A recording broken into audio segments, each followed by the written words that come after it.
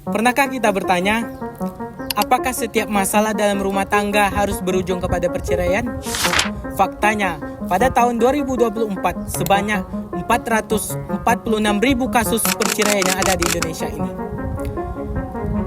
yang didominasikan oleh perselisihan, pertengkaran yang berkelanjutan. Kondisi ini mencerminkan lemahnya upaya pemulihan hubungan perkawinan sebelum perceraian dijatuhkan. Hai, saya Eka Irawan dari Hukum Keluarga Islam Universitas Islam Negeri Sultan Syarif Kasim Riau. Pada kesempatan ini, saya akan membahas tentang konsep rujuk sebagai upaya pemulihan hubungan perkawinan dalam Islam. Rujuk berasal dari bahasa Arab yang berarti roja'a yarji'u rujuan, yang berarti kembali atau mengembalikan. Rujuk menurut istilah mengembalikan status hukum perkawinan secara penuh setelah terjadinya tolak atau talak raj'i yang dilakukan oleh bekas suami terhadap bekas istrinya dalam masa iddah dengan ucapan tertentu.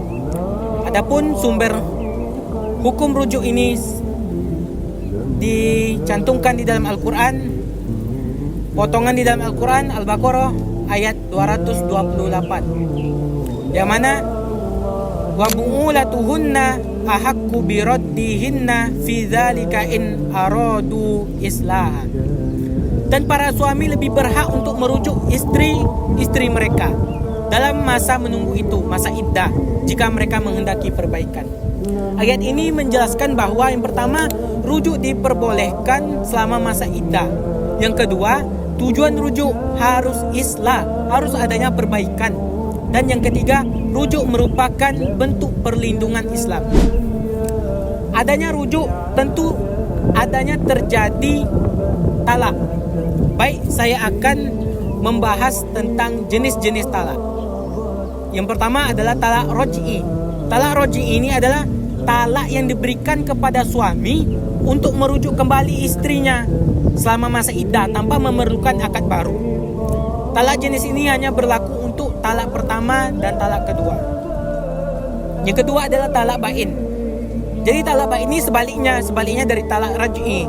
Talak bain adalah talak yang mengakibatkan suami tidak dapat merujuk kembali istrinya dalam masa iddah kecuali dengan akad baru. Dalam hal ini hubungan perkawinan benar-benar terputus. Talak bain terbagi menjadi dua. Yang pertama adalah bain sugro, yang kedua adalah bain kubro. Yang mana bain sugro tadi adalah talak yang menyebabkan putusnya hubungan pernikahan, namun suami masih dapat menikahi kembali mantan istrinya dengan akad baru tanpa harus menunggu pernikahan dengan laki-laki lain.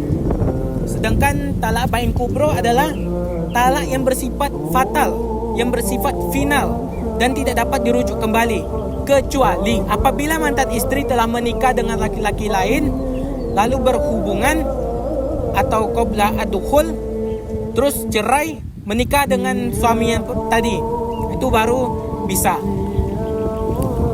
Yang selanjutnya talak khulu, yaitu tebus cerai.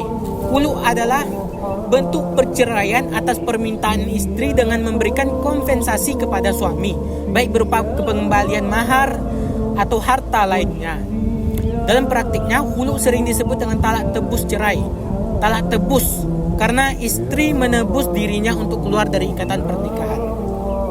Yang ketiga, talak sarih dan kinayah.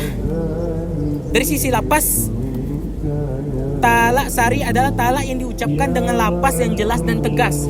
Seperti, aku ceraikan engkau, aku talak engkau. Itu merupakan talak sari. Talak sah meskipun tanpa disertai niat, karena lapasnya sudah menunjukkan maksud perceraian secara pasti.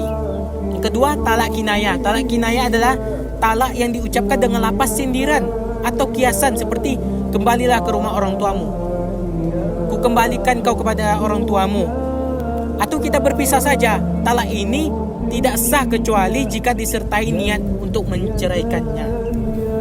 Selanjutnya, talak sunni dan talak bid'i. Talak sunni adalah talak yang dijatuhkan sesuai tuntunan syariat, yakni ketika istri dalam suci dan belum digawili dalam masa suci tersebut. Sedangkan talak bid'i adalah talak yang dijatuhkan bertentangan dengan ketentuan syariat, seperti menceraikan istri ketika sedang haid atau dalam keadaan suci namun sudah digauli.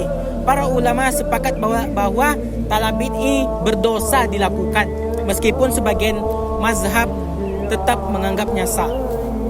Baik, hanya segini yang dapat saya sampaikan. Lebih dan kurang saya mohon maaf. Wabillahi taufiq wal hidayah. Wassalamualaikum warahmatullahi wabarakatuh.